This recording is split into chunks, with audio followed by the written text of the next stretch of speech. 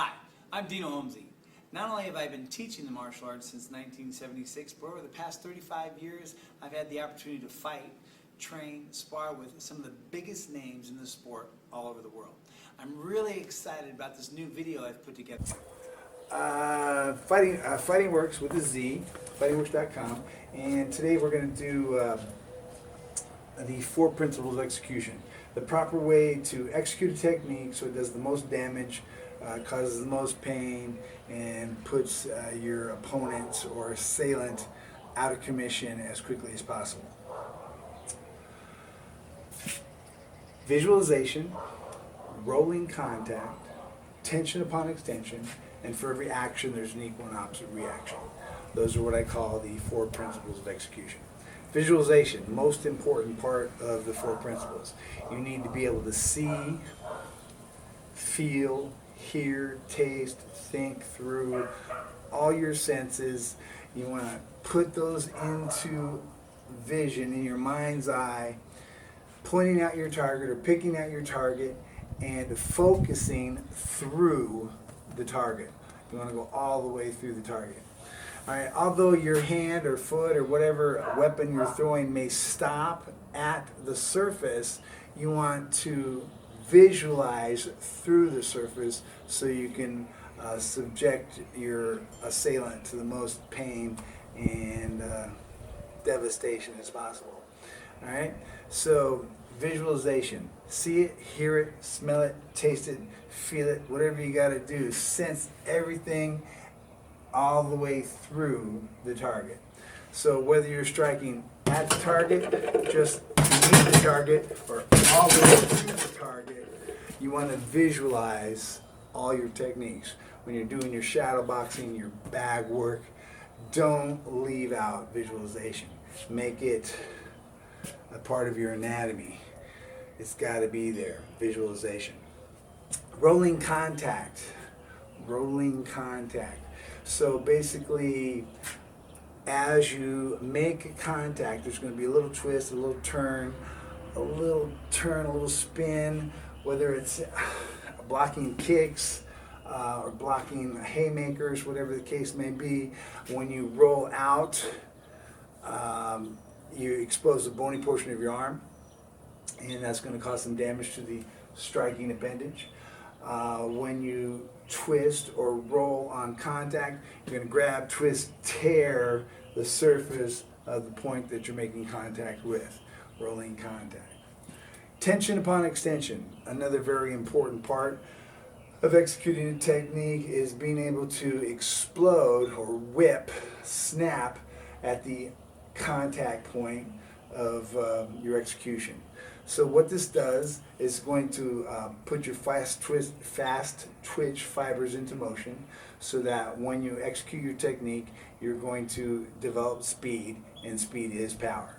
So tension upon extension. Not only is this going to make your technique faster, but you're going to use very little energy executing technique this way.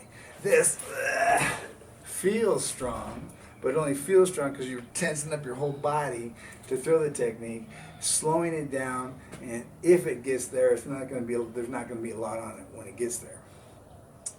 To execute the technique to begin with, say we're throwing a cross, all right, right hand, left hand, whichever is coming from the rear side. How would you start that technique? Where would you start it from? Okay, everybody says like back here. All right, well, yes and no, but basically any technique should start and begin from wherever your hands are. All right, but they actually, any punch, any kick, any movement starts at your feet. Okay, so if you're throwing a rear hand technique, the first thing that's going to happen is you're going to pivot on the ball of your foot, which is in turn going to turn your hip, which in turn is going to roll your shoulder, and then you extend the arm from there. So if you just do this, well, how can you expect to get a whole lot of that out of a technique if it's just arm?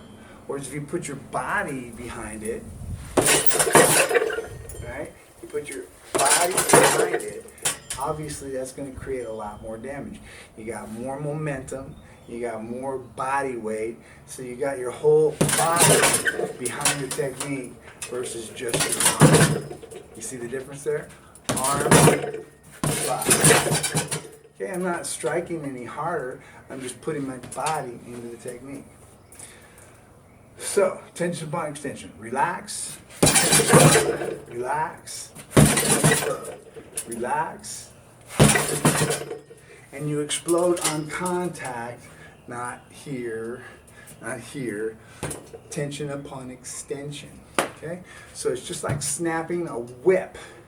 You're going to get that kind of power out of a technique, not use a lot of energy, and do some devastating damage upon contact. Tension upon extension. And then lastly, for every action, there's an equal and opposite reaction. In, out, up, down, whatever the situation is. One's coming in, one's going back out. You're rotating the whole body on each technique, pivoting on the balls of the feet. So you got something coming in, something going out.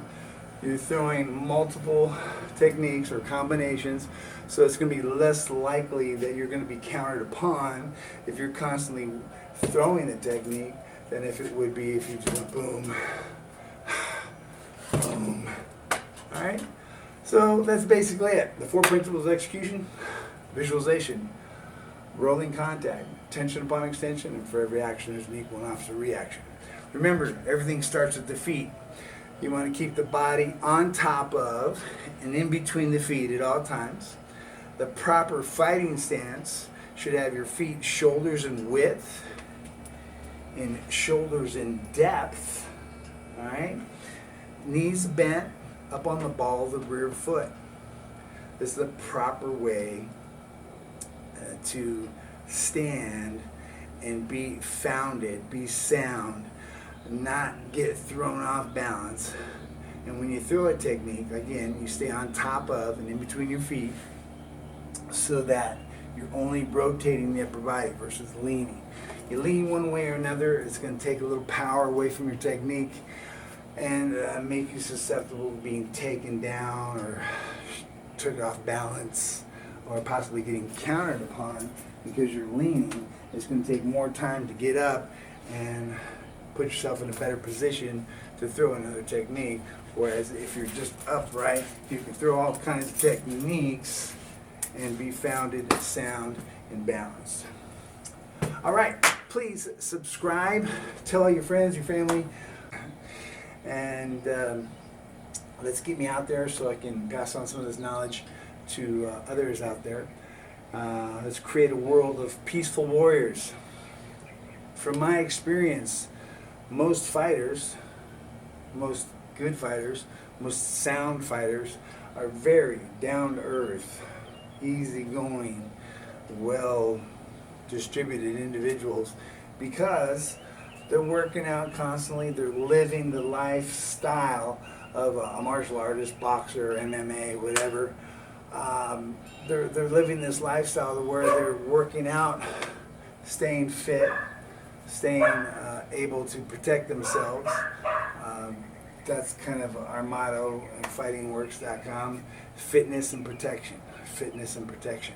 Oh yeah, fitness and protection. All right? Stay fit through working out, through training properly, through eating properly, through treating your body properly, and in doing so, you're going to be able to protect yourself because you're going to have that knowledge. You're going to have the self-discipline. You're going to have the self-confidence.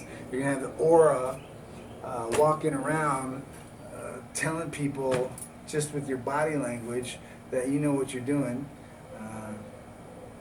And that's going to be a deterrent in itself.